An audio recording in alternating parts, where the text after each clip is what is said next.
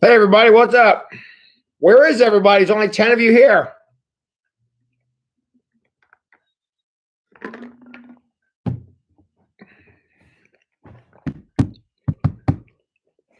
Man, I need a haircut, something terrible. All right. Holy cow, we're down to 8. Where's everyone at?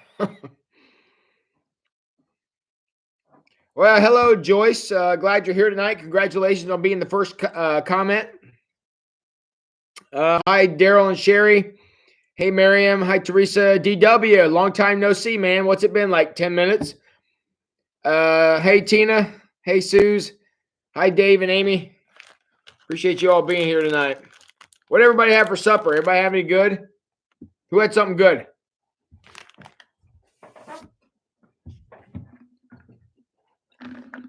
Hello, Teresa Bitters.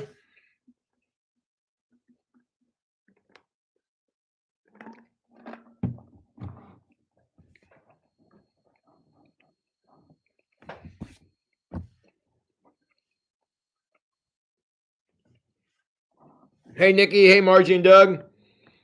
Margie, how many of your soup containers do I actually have? I have one in my office. You gave me one the other day, and I think I found one at my house. Do I actually have 3 soup containers from you? Because I don't. If that one is not from you, I don't know where I got it. But I found one at my house today, and I think it's yours. So Margie, check and let me know. Hey, Kim Kill. Joyce having leftover air fryer chicken. Nice chicken enchiladas and homemade salsa. That's good. Hey, Scott Moran. Scott, what'd you have for supper tonight, buddy? Dave had liver. Amy had sloppy joes. Congratulations. Beth, Carl, Rose, and Brandon are here. Wow. And you guys have pork chops. Nice.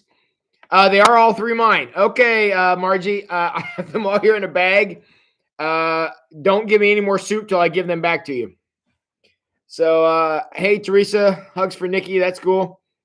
Mike cooked and gave you cereal. Tina, really? You're going to have to hold out.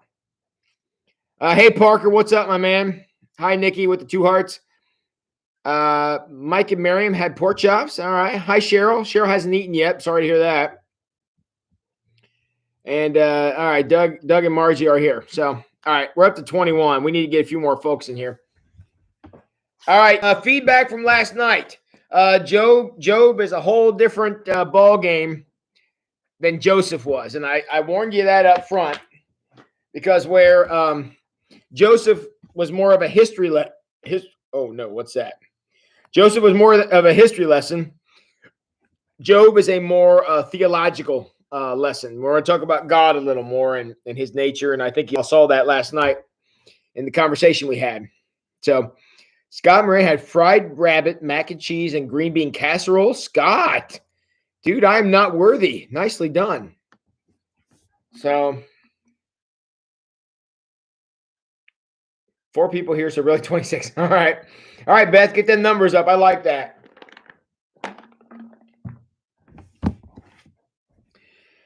All right, cool. So tonight, we're going to look at, what are we going to look at? Eliphaz the Temanite. And hey, Dennis and Trina. Trina, help me out. I'm supposed to announce something tonight. Trina, help me out. What am I supposed to announce? Wait, I got it on my phone. I'm supposed to announce something tonight for Trina, and she just reminded me of that. Okay. Hey, Tim, I'm in search of people to help with another hot meal from Wayne Street. It's for next Thursday, May the 7th, around 10 a.m. I need people to make brownies, bake pans of lasagna, and dish up here at the center, which would be the Senior Citizen Center over on Indiana Avenue. Can you pass this around and have them let me know ASAP? Thank you. Everybody, anybody who wants to help serve this, this is a hot meal served to shut-ins and members of the Senior Citizen Center. Trina needs help. I went over and helped last time. I see no reason why I won't go over and help this time. It's fun. Doesn't take very long. Just need some people to do some legwork. So if you can make brownies, if you can make pans of lasagna, or if you can be there on Thursday, May the 7th, around 10 a.m., if you're willing to do any of that stuff, email me right now. drop me an email or drop me a text message, one or the other, and let me know. And there you go, Trina. Joyce is making brownies. So, hey, Tim and Candy are in the house, and howdy, Joe Sutton. Beth Reedy's making lasagna. Got more brownies. Trina, you writing this down? And we need these for Thursday, May the 7th. So we need them prior to that, actually.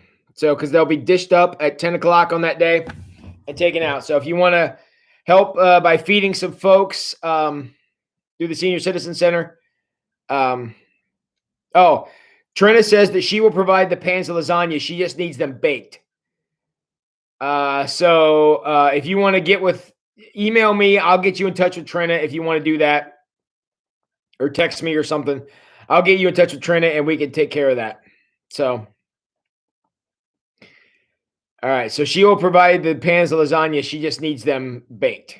So, all right. Amy says, hi, everyone. Went on a walk yesterday. If you went on a walk today, you might have got blown away. So you want to watch out. Tim Dickey had some air fried chicken too. That's a popular choice tonight. Okay, Trina. Cheryl Miller says she can bake one. Beth Reedy said she'll also bake one, and her email address is there. Trina, grab all that down, and I'll get in touch with them. And Jack and Cheryl are in the house tonight. I like it. So, you're welcome, Trina.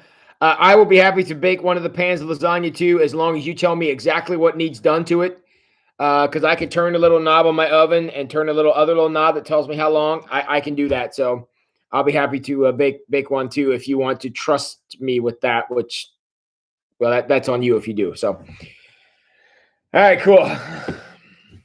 So tonight we're looking at Eliphaz the Temanite. Now, Eliphaz the Temanite is one of the alleged friends who comes to talk to Job. Now, before I read a single word about what Eliphaz the Temanite says, I want to point out a couple of things that we must keep in mind. We know, because we know the whole story, and we know what's going to happen. We've read Job at some time. We know that at the end of the story, when God shows up in the tornado, he says, Eliphaz, Bildad, and Zophar, Eliphaz the Temanite, was wrong. Also says Job was right. So, as we're reading Eliphaz the Temanite, we're reading his words, and we're going to look, depending on how much time we have, we'll see how far we get. As we're looking at his words, he represents an incorrect something incorrect. We're going to read and decide what that was. But he is saying something that God disagreed with. So, hold on here. My computer's not right. Sorry. There. Oh, that's much better. Eliphaz represents something that is incorrect. And as we're going through this, we're going to decide what that was. But he's wrong. So if we're reading this, and you find yourself going, that makes sense. Be real careful about that, because Eliphaz is wrong. So, now the interesting thing about this is you want to keep in mind, we know that Job is the man. We know that based on everything. What you got to remember is, imagine you had not seen this before. Imagine there was no spoilers in this, and you knew that Job ended up being right. And that, because that's the way Job is supposed to be read. We all know the end. We all know about Job. We know how all that goes. I need you to just in your mind forget that you know that, and hear Eliphaz the Temanite without knowing he's wrong, because what might happen is unbeknownst to you, you may hear Eliphaz and go, Job might need to take his advice. Or you might say, I might agree with something that Eliphaz says. And if so, congratulations, you just found a growth point in yourself. You have found a place in yourself where you need to grow in your understanding of God, understanding of self, understanding of sin, understanding of something. But you got to keep in mind, Eliphaz is wrong. Man, my hair is crazy. I got to get this cut. Sorry. This is what happens when you stare at yourself for an hour. So, it's making me nuts, this crazy stuff. Anyways, so keep in mind, Eliphaz the Temanite is wrong. And so if you agree with him, congratulations, you found a place to help. So yes, Linda Burkholder, and welcome. We're glad that you're here. And Trina does need help. Please email Trina to find out about brownies and lasagna that she needs baked. And hey, Bill Martin, glad you're here, partner. Okay, with that said, let's take a look at Eliphaz the Temanite. Any of you who are going to follow along, or you can follow along with me, I'm going to start reading in Job chapter 4.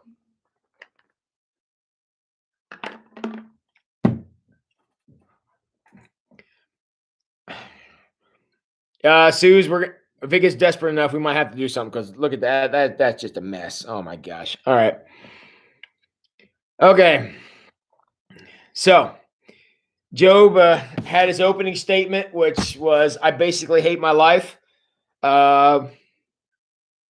So I'm not using kid scissors on my hair, Teresa, but thanks for that. So yeah, and Linda says she can do brownies, Trina. Okay. All right. No more ADD. Here we go. This is Job chapter 4. Then Eliphaz the Temanite said to Job, will you be patient and let me say a word? Now, they just sat speechless, remember, for 7 days until Job finally starts speaking. And I know we didn't read chapter 3, but Job had some not terribly uplifting things to say. He was pretty upset with the state of things. Again, not hard to believe considering everything that happened to him. So they sat silent for 7 days. They came to comfort Job. Remember, that's why they came. They came to try to help Job, as any friend would do if they went through something as horrendous as what Job went through. So I want you to keep in mind they're trying to help. So if you're going to go to your friend who's just had the most horrendous calamity, just this terrible thing happen, and you're going to comfort them and try to lift them up and try to help them out, true or false? I would begin comforting my friend with this sentence. Will you be patient and let me say a word? True or false? I would begin comforting my friend with that sentence. Will you be patient and let me say a word? True or false? That's what I'd say. That would be my opening statement to try to help my friend feel better is, will you be patient and let me say a word? False. Teresa has passed the test. This is false. This is not how you start.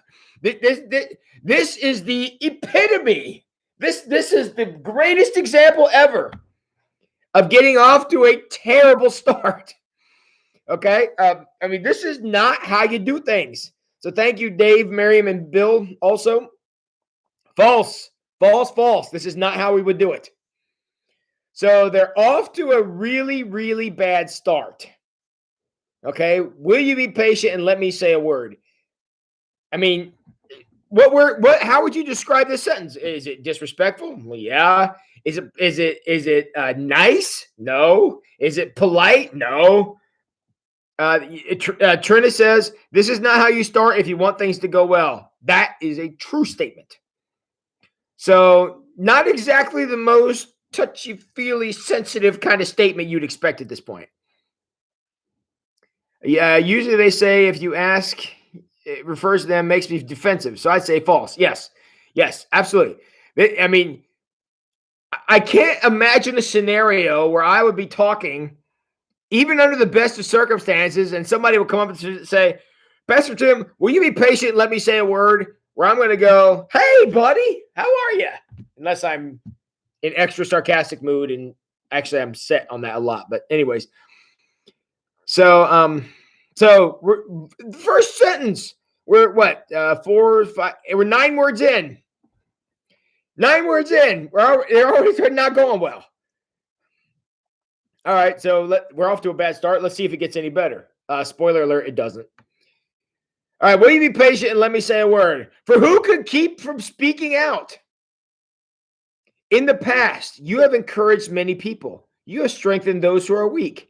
Your words have supported those who are falling. You encourage those with shaky knees. Okay. All right. That's a little better. Right? That's a little better. Identifying good things Job has done in the past. That's a step in the right direction. You've done good things in the past. We've all seen you do good things. We've appreciated it. We've been down, having a bad day. So, all right, shaky start. Didn't exactly nail the opening statement, but the next couple of things he said were pretty nice. So maybe this is going to get better. Okay, so verse 5. But now when trouble strikes, you lose heart. Eliphaz, dude, you really had something going there and you just blew it in 3 sentences. Again, if I came to you and you were in the hospital and you were sick and things were going wrong, and I said to you, well, you've done some pretty good things in the past. I've seen, you've been nice to some people and you've done some good things. But, now that things are going bad, you're losing all your heart. Are you going to go, well, dang, Pastor Tim, you're right. I guess I should just shake this off.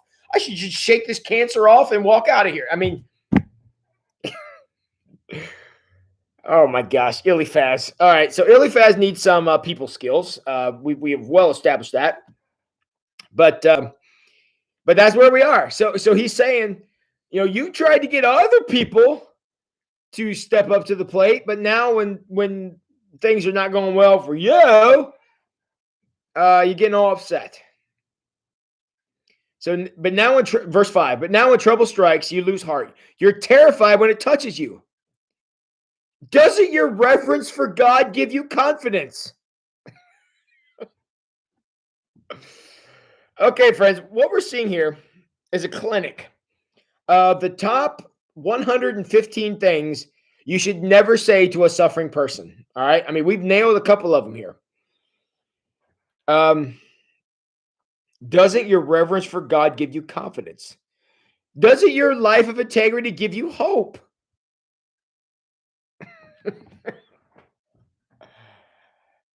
I don't even know what to say. I mean, this is, I guess I shouldn't be laughing because it's awful, but it's like one of those things that's so awful you can't stop watching. It's like a train wreck. Every word coming out of Eliphaz's mouth is like, I think, well, that's the worst thing he could say. And I think that until he says something else, it gets worse. So, yeah, this is bad. Kim, he's playing the guilt trip, not what anyone wants to hear. Amen, Kim. You are definitely on it. That's exactly what's going on here. And so, well, let's continue. I mean, we're 6 verses in. It's not going well. Okay, it's not going well. And spoiler alert, it's going to get worse. Verse 7. Stop and think. Now, listen to this verse. I've been silly about some of this. Listen to this verse. Stop and think. Do the innocent die? When have the upright been destroyed? My experience shows that those who plant trouble and cultivate evil will harvest the same. Okay, I've laughed about a little bit of this, and I've made some fun of it because it deserves it. But friends, that statement is hard. That is bad. You're right, Suze. This is way worse than a bad day, and his comforting friends are making it worse. Look, Job, do the innocent have bad things happen ever? Do people who are upright get destroyed? According to Eliphaz, no, they don't. What the heck's wrong with you? My experience shows that those who plant trouble and cultivate evil will harvest the same. A breath from God destroys them. They vanish in a blast of his anger. The lion roars and the wildcat snarls, but the teeth of the strong lions will be broken. The fierce lion will starve for lack of prey, and the cubs of the lioness will be scattered. This is hard. Now, look, and we all get Bill. There is every reason to think that that is correct. Now, we're never told that, but to think that these three guys are Satan's representative, I mean, again, that's not going to come out and be said, but it would be tough to argue against that based on what we hear. Okay. So basically, Eliphaz's whole spiel here, his whole angle is bad things don't happen to good people, Job. So if bad things are happening to you, you can't be good people. You are violating the principle that God helps those who help themselves, which is not a biblical principle. Eliphaz is saying, the good are rewarded and the evil are punished. So clearly you're being punished. And based on the level of punishment, holy cow, you must have done something real bad to deserve all this. Because God, he doesn't give things to people they don't deserve. That's Eliphaz's angle. Remember what I told you about Eliphaz? He's wrong. Okay, let's keep reading. So where did Eliphaz come up with this? Verse 12. This truth was given to me in secret, as though whispered in my ear. Inspiration from God. It came to me in a disturbing vision at night when people are in a deep sleep. Fear gripped me. My bones trembled. A spirit swept past my face. My hair stood on end. The spirit stopped, but I couldn't see its shape. There was a form before my eyes.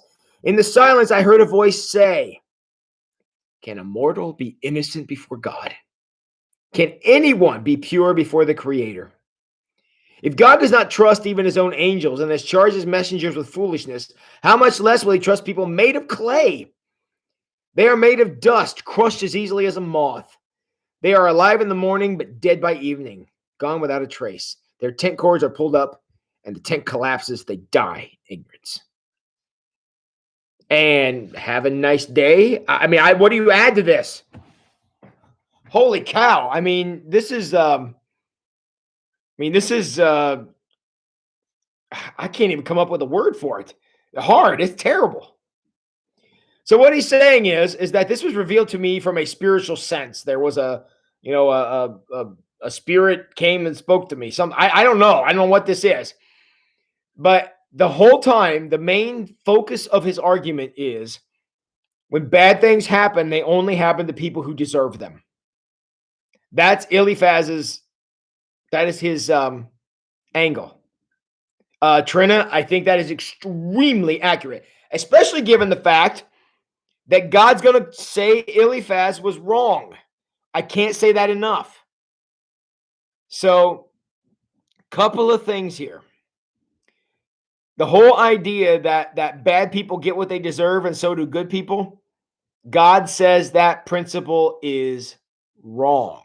Now, in Job's case, we're all like, well, heck yeah, we agree with that. I mean, Job clearly didn't deserve any of this, and I don't think there was any argument to that. God called him blameless and upright, and the accuser came along and said, well, let me destroy him, and we'll see how well he does. I mean, all Job did was be good. That's it. And all this stuff befell him. So in Job's case, we read Eliphaz's argument and we say, what a jerk. My goodness gracious. What a horrible, horrible, horrible thing to say to somebody in a situation like this. I mean, it's terrible. But how often have we thought this? How often have we behaved based on this? How many decisions have we made because of this principle? How many times have we said God helps those who help themselves? How many times have we said pull yourself up by your bootstraps? None of those are biblical principles. God helps those who help themselves. That is not biblical. You won't find that in a single passage of scripture anywhere. So how many times in our lives, though? And again, Eliphaz, he's sort of an exaggerated, almost cartoonish example of this. But this mindset he's expressing is, it's more it's more, we see it more often than we think. It just doesn't look as obvious as this. But the mindset that Eliphaz is going with, that God rewards the good and punishes the evil, remember, God says he's wrong. Which means sometimes bad things do happen to good people. Why? That part of the question, that which is the one we all want to know, that's not addressed here. But the main reason that Eliphaz exists in the book of Job is to express his belief that when bad things happen, it's because of bad behavior on behalf of the person that happened to. Job is going to vehemently deny this, and God's going to agree with Job. Eliphaz is wrong. So we usually, I mean, not all the time, but we're pretty good about not doing this to other people. I think where we struggle on this one is we sometimes struggle with doing this to ourselves, holding this principle to ourselves, being hard on ourselves, being down on ourselves, looking at bad things that happen in our life and wonder, what did I do to deserve this? God, why can't you give me better than this? How many people have you talked to who go through a bad time in life and it causes them to lose their faith because their decision is, if God can't do any better than this, why should I be here? That's Eliphaz. That's what Eliphaz says.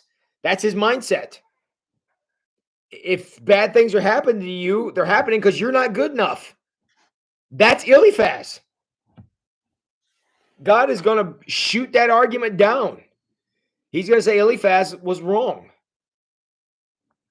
So the next time you want to start talking down to yourself or being hard on yourself or trying to be mad at God because God violated some contract he had with you because you're faithful and God didn't do what you said or do what you wanted or things didn't work out the way you thought they should have, understand that's not how it works.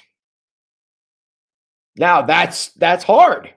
That's not exactly uplifting, and it does make us go, well, what happens? Why would I want to be faithful? Well, it goes back to the discussion we had last night. How do you want to spell the name of your God? Do you want to use a little g or a big G? The big G God does what he wants. Little g God, it may be there, it may not. But the big G God's going to be around, has been and always will be. And that's the difference. Now, does that mean that, everything's always going to be hunky-dory? No, you guys know that just as well as I do. But the problem is Eliphaz, his angle is, you must have sinned, Job. You must have brought this on yourself, Job. What are you keeping from us, Job? What is God trying to purge from your life, Job? And Job is saying, nothing. Nothing. Nothing. I don't know why this happened. That's what Job says. God says Job is right. He doesn't know why this happened. And I ain't going to tell him. I mean, God never comes by and says, Job, dude, you did me a solid. I had this bet going with the accuser over here, and you made me win. That conversation didn't happen in this life, not recorded in this book. Now, when Job got to heaven, maybe it came up, but that conversation didn't have here. All right, let me do some chat here. Clearly, Trina, his vision was not from God, again, because he is said to be wrong. So clearly the vision didn't come from God. Eliphaz needs to come to Jesus meeting. I'd say so. And actually, when we get to the end of the book, that's sort of going to happen. Nobody said being a Christian was easy. That's true. And the reason they didn't say that is because it isn't. Anna says, I felt that a lot lately with my health issues. Sure you have.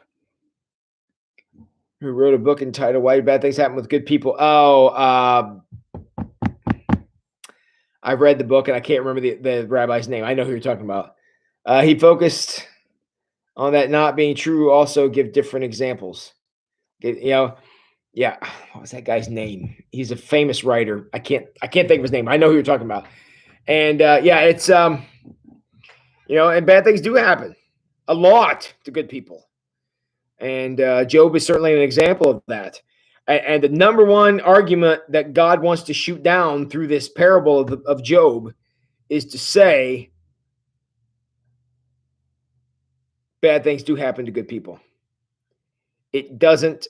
Rabbi Kushner, that's it. Thank you, Tim. Yeah. And yeah, is to say that's not how it works. Eliphaz says God helps those who help themselves. God says Eliphaz is wrong. Okay.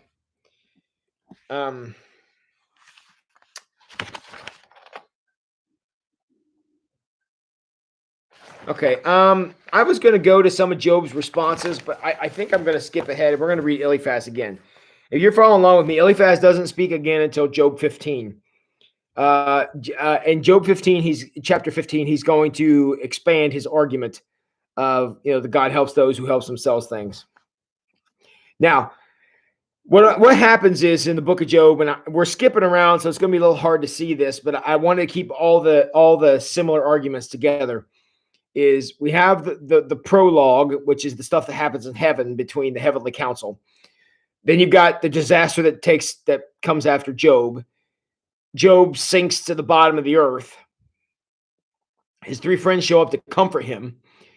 And then they sit there for 7 days. Job finally opens his mouth and speaks. And he has this big speech about how awful life is for him right now, which, I mean, it is.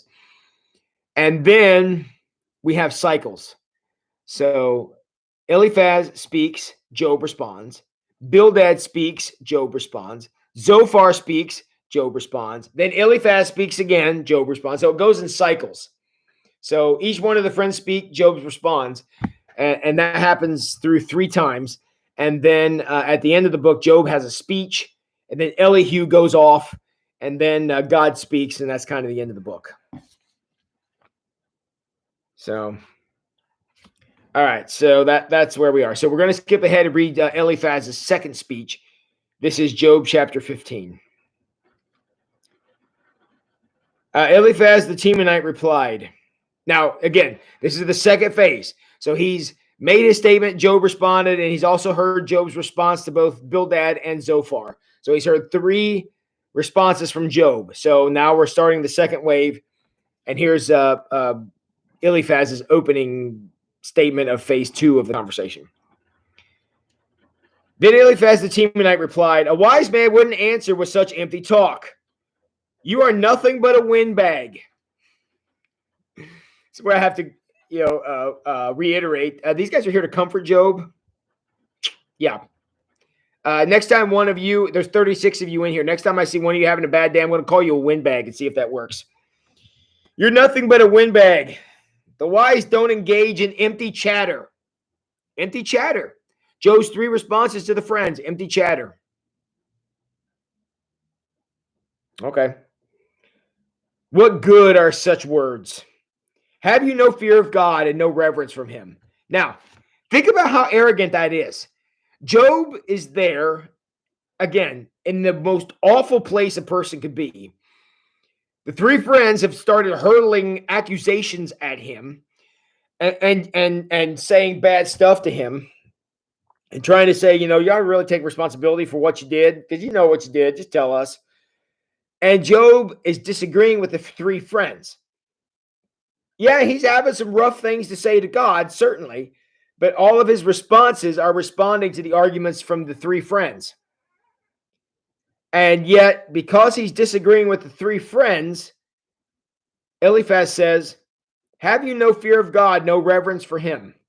Let me translate that sentence. How dare you disagree with us? We're on God's side here. You're the one that's sick. You're the one that lost your family. You're the one that lost your job. You're the one that lost everything else. You're the one who used to be great, and now you're sitting out here, and you're trying to lecture us on what God wants? How dare you, guy we're supposed to be comforting? How dare you not just accept the blame that we're giving you? But let me tell you something. That's a very difficult place to be. So Anna says, "Oh yeah, Rabbi Kushner's daughter had a brain tumor. Yeah, he went through some terrible things in his life." Cheryl says, "When you call this a parable, does that mean scholars don't think that this actually happened?" Uh, Whether it actually happened or not is irrelevant to it being a parable. Um, whether there was actually a Job and this actually happened, it's written in the format of a play. So, I don't have any problem. Job, I'm sure, did exist. I'm sure the situation happened. I'm sure it was very similar to the way it was recorded in the Bible. I'm calling it a parable, though, because the reason it's included in the Bible is because it is a lesson about the nature of God. Nobody wonders whether or not there was a prodigal son that Jesus talked about, but I'm sure at some point there was. But it's a story that Jesus is using for a point. Well, the story of Job is in the Bible to prove a point about God. That's why I call it a parable. So, Tim says, we often say you brought this on yourself. Yes, we do often say that. That's exactly what Eliphaz is saying. And what did God say about Eliphaz? Think about that. Okay, verse 5. Your sins are telling your mouth what to say. There's a sentence you need to say to somebody sometime who's making you mad. Your sins are telling you what to say. I mean, that's a great line, actually, to think about it. Your sins are telling your mouth what to say. Your words are based on clever deception. Your own mouth condemns you, not I. Your own lips testify against you. Why do they call these guys the three friends? Can anybody tell me that? Wow. I mean, friends like this, who needs enemies? Verse 7. Were you the first person ever born? Were you born before the hills were made? Were you listening at God's secret counsel? Which is interesting because there was a council going on. Do you have a monopoly on wisdom? What do you know that we don't? What do you understand that we do not? On our side, now listen to this. On our side are aged, gray-haired men much older than your father. I mean, clearly that makes them right, doesn't it? I mean, old guys say this. It must make them right. Is God's comfort too little for you? Is his gentle word not enough? What has taken away your reason? What has weakened your vision? That you turn against God and say all these evil things.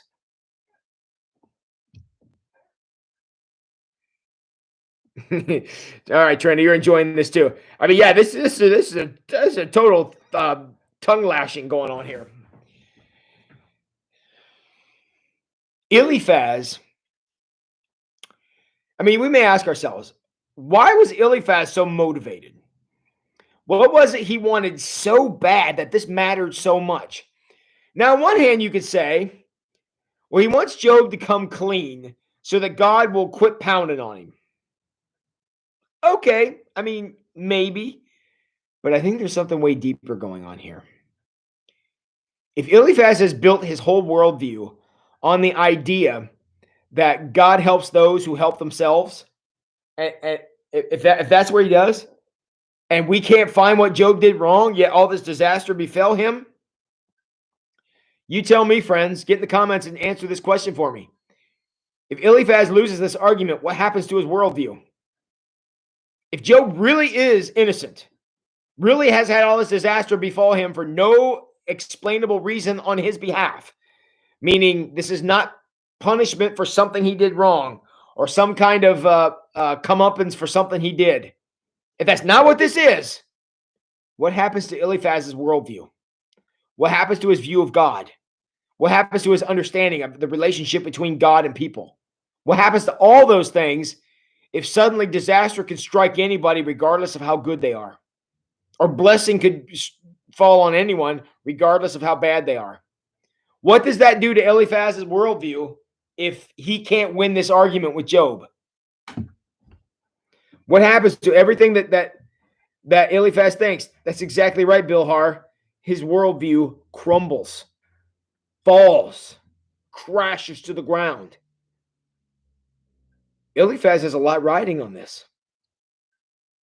In his world, if you do enough good stuff, bad stuff won't happen to you. Job very well could be evidence that that's not the case. let's be honest, at this point of the argument, as good a friend as Eliphaz is, he stopped caring about Job. Now he's defending himself. His views would be annihilated. That's right, Teresa. Null and void, Scott. That's exactly right. Everything that he thought would have fallen apart, would have been gone. He wants to have control of his world. That's right, Cheryl. I want my behavior to determine what happens to me. I want the choices I make. I want the things that I do. I want the stuff that I invest in. I want that to determine what happens to me. And if Job was a good man and didn't have this coming, and it still happened, holy cow, I could be next.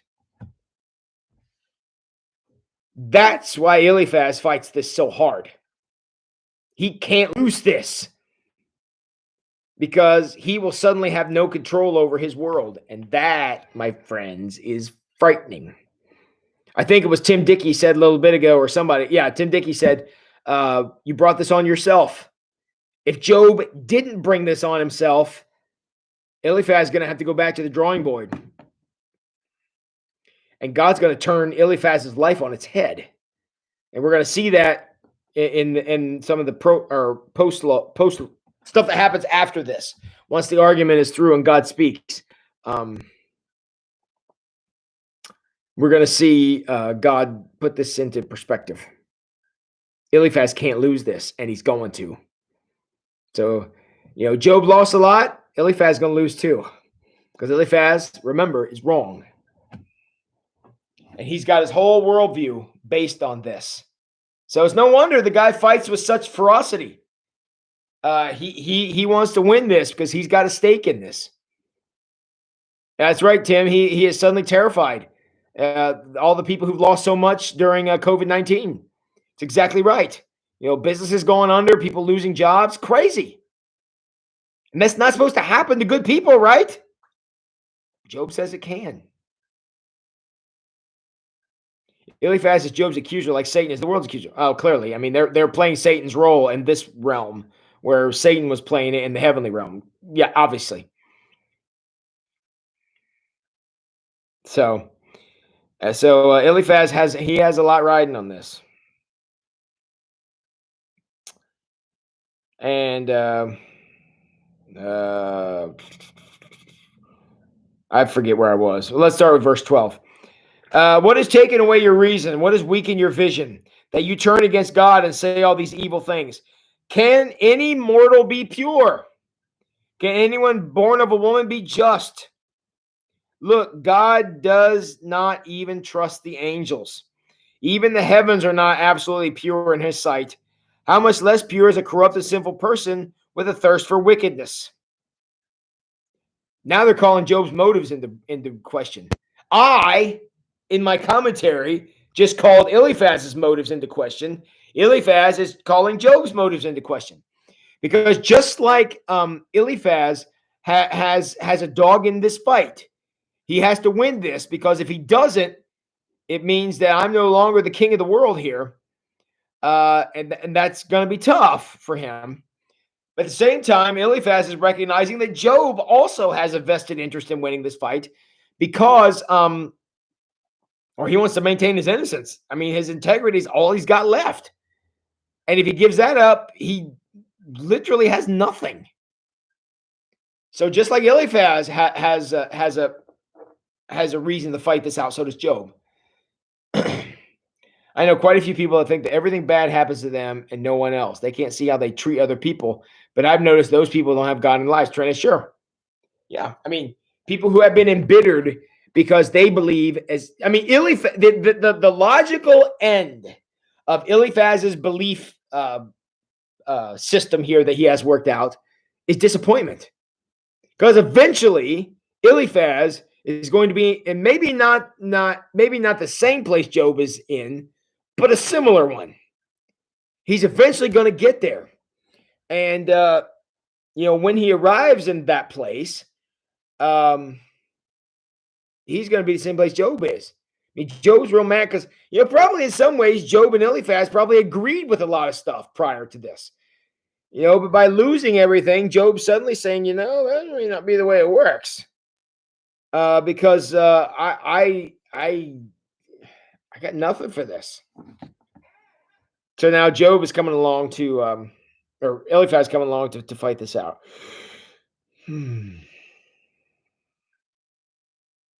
Okay. So how is Job going to right the error of his ways?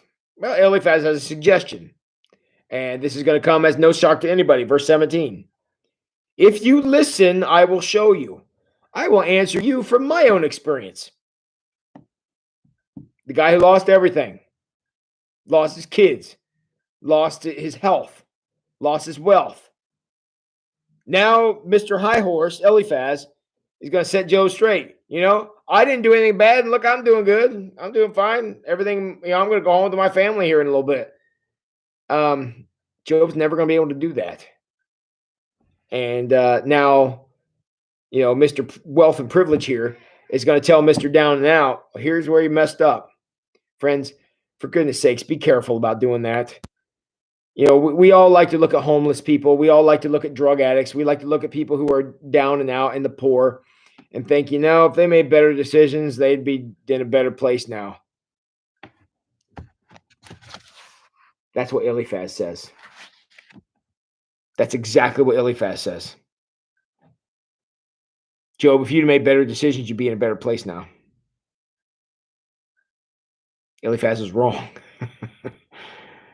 So just keep that in mind. Okay, verse 18. And it is confirmed by the reports of wise men who have heard the same thing from their fathers. Everything you hear from old guys apparently is correct. I didn't know that, but that's what Eliphaz says. From those to whom the land was given long before any foreigners arrived, those filthy foreigners. The wicked writhe in pain throughout their lives. Years of trouble are stored up for the ruthless.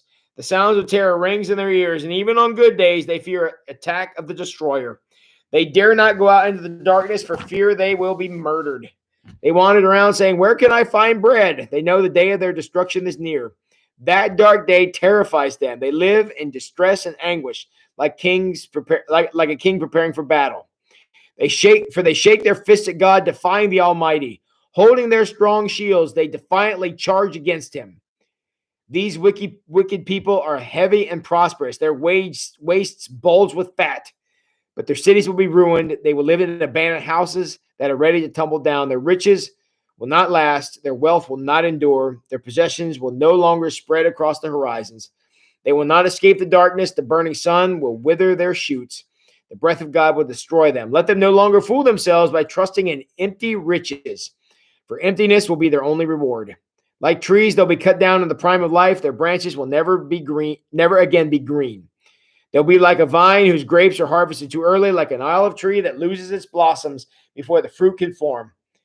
For the godless are barren. Their homes, enriched with bribery, will burn. They conceive trouble and give birth to evil. Their womb produces deceit. That's the lesson. Bad people get bad things. Good people get good things. You're getting bad stuff, Joe. Clearly you've done bad stuff. Why don't you go ahead and tell us what that was?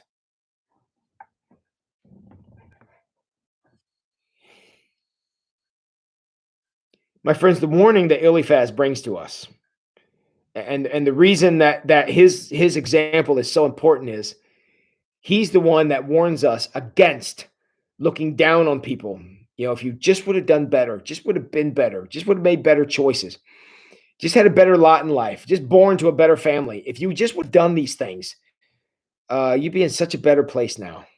Your life would be going so much better. And look, I'm the first one to tell you, you are a product of your choices. You're a product of the choices that you make. You certainly can, badly affect yourself by not being smart.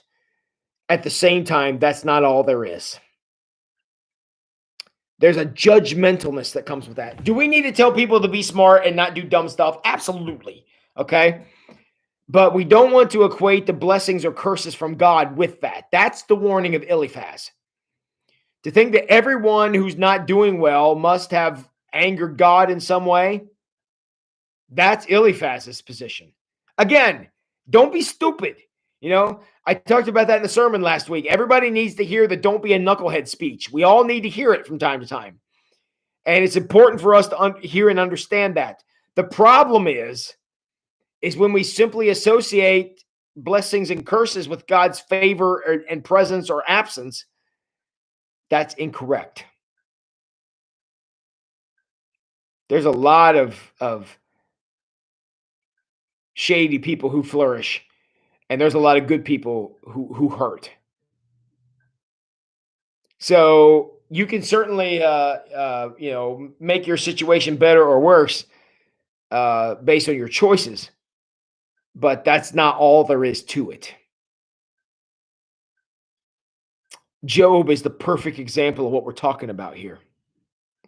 In all the things that Job had, all the things that Job lost, all the things that Job endured, all the things that went wrong for Job, Job held on to the God spelled with the capital G. That's why he made it. It wasn't because of any of the good things he had done. He did those good things and enjoyed those good things because they were blessings from God. But they did not become God to him. That's the difference. See, Eliphaz is drawing a direct parallel between God and blessing. Job isn't. Now, he may have earlier in his life, and I'm sure that this experience changed Job's mind about that in a very significant way. But Job only allowed the God with the big G to be God. The rest of that stuff was just blessing. And when the blessing was gone, didn't equate God being gone. That's how he made it. That is the difference. Eliphaz is saying God can't be present if there's not also blessing. Job is saying God and I are still together even though the blessings are gone. Because my God has a big G. All that other stuff is just stuff. It's wonderful. I loved it. I loved my children. I loved my stuff. I loved my life. I loved all those things. But just because they're gone doesn't mean God went with them. It's not like they followed God away from me. I still have God because my God has a capital G. That's the message. Does that make sense? Somebody jump in the comments and tell me if you're following me. Eliphaz is equating blessings from God with the presence of God.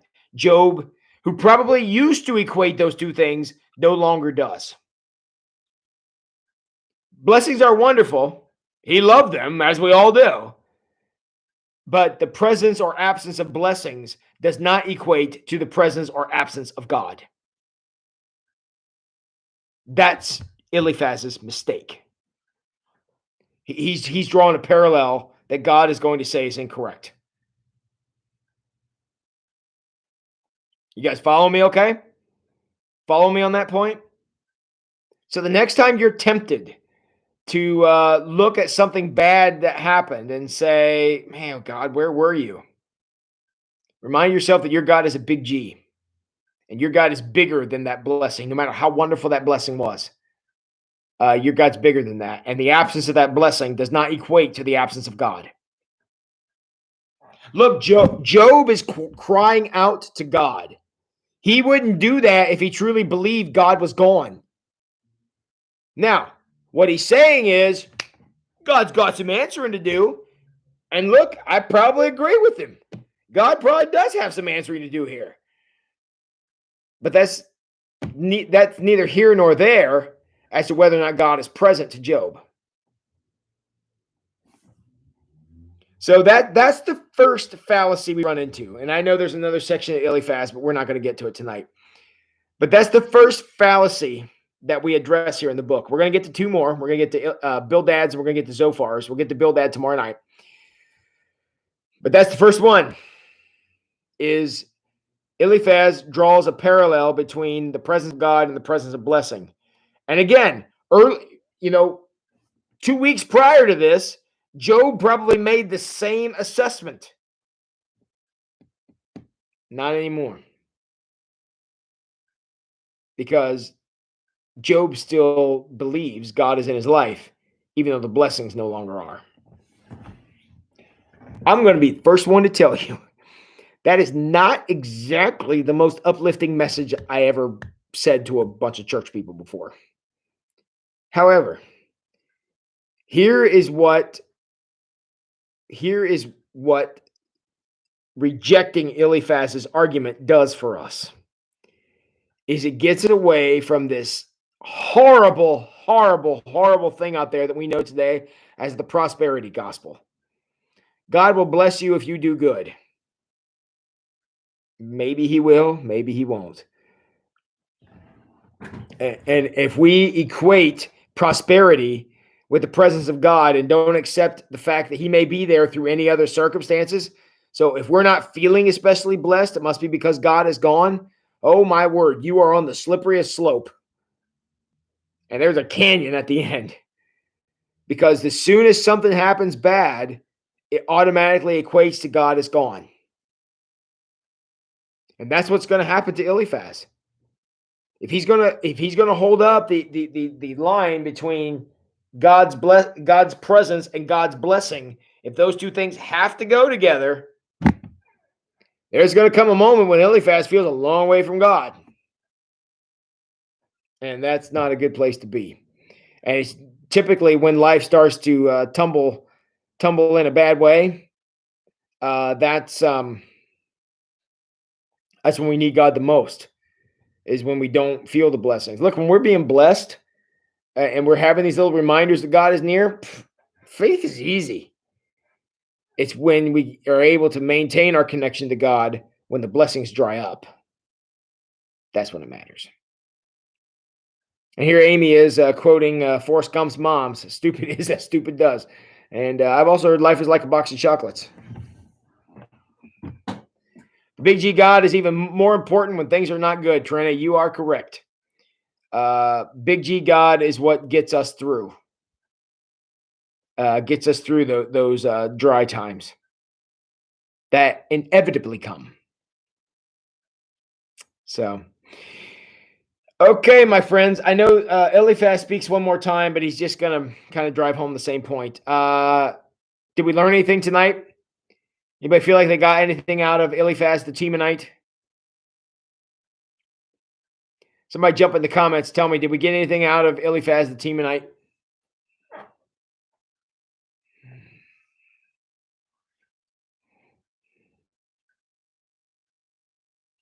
Eliphaz the Temanite. Did we get anything out of him?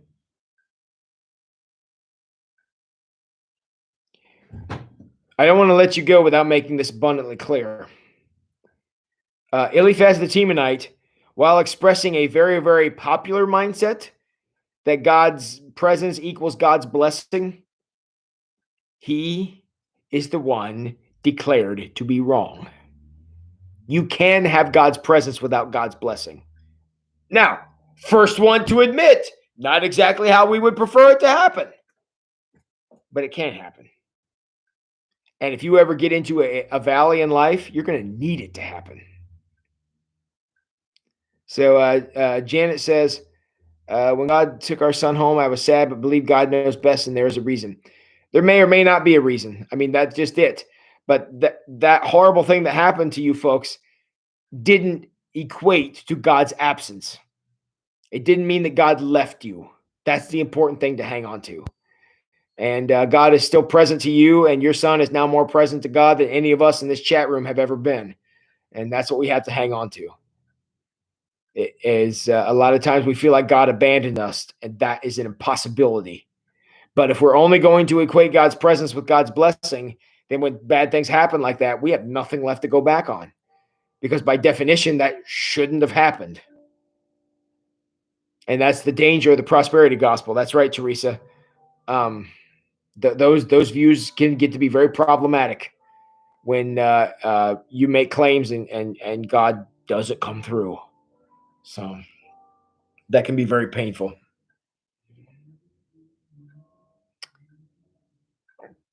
All right, my friends, we got like 30 seconds left. Anything more for the good of the order here? Anybody got anything more you want to say here tonight? Any of you who are interested in helping Trina Childs out with the dinner on May, what day was it, the 7th? Please email me or contact her if you have her information, and we'll get you in touch with what needs to happen. Trina, I'll be happy to bake one of those lasagnas as long as it comes with very, very specific instructions. And just let me know what you need. And want me to sing? Okay, I've been talking for an hour. I'm practically hoarse. And you want me to sing now? I don't have anything prepared. I don't have my speaker here. I don't know. You guys have been pretty good. Maybe we'll have a song tomorrow because it's going to sound worse than usual. So Trina says she'll contact everybody that wants to help. So, all right.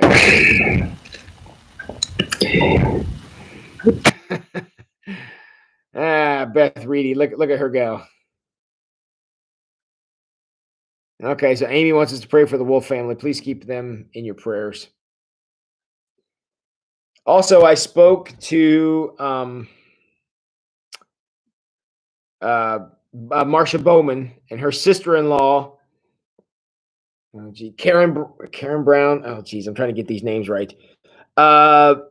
Is down in Florida and she's in the hospital. She also asked for prayers for her sister-in-law. She's had quite a few health problems lately, and they're starting to think she has COVID-19. So please keep Marsha Bowman's sister-in-law in your prayer. Kathy Brown, thank you, Kathy Brown, in your prayers. And all right. Okay. Besides requests for me to sing something, is there anything else for the good of the order tonight, my friends? As always, you absolutely honor me with your presence. Thank you all for coming out. I hope you enjoyed this discussion on Eliphaz the Temanite. Tomorrow night, allow me to turn the page here.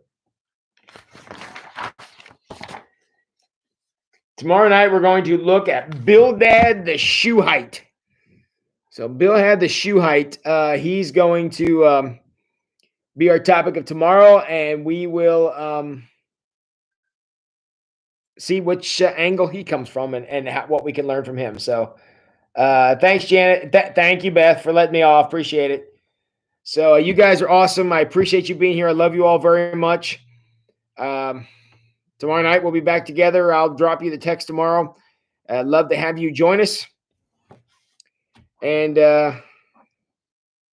what chapter? I guess I could say that. Job chapter 8. 8 through 10. And then if you want to go to the second round, it's 18 and 19. And then 25 and 26. Those are the 3 times that Bildad speaks. So 8 through 10, 18 and 19, and 25 and 26. Those are the Bildad speeches if you want to go have a look at them. So, yes, please leave us a thumbs up before you go. Thanks for the reminder on that, Teresa. Appreciate you all very much. And love you bunches. Can't wait to see you. Hope you all planning to join us for Awaken on Sunday. Josh and I had a long conversation about trying to get all this stuff together. It's oh my word. I just pray. Just please pray. So love you all very much. Now, go wash your hands.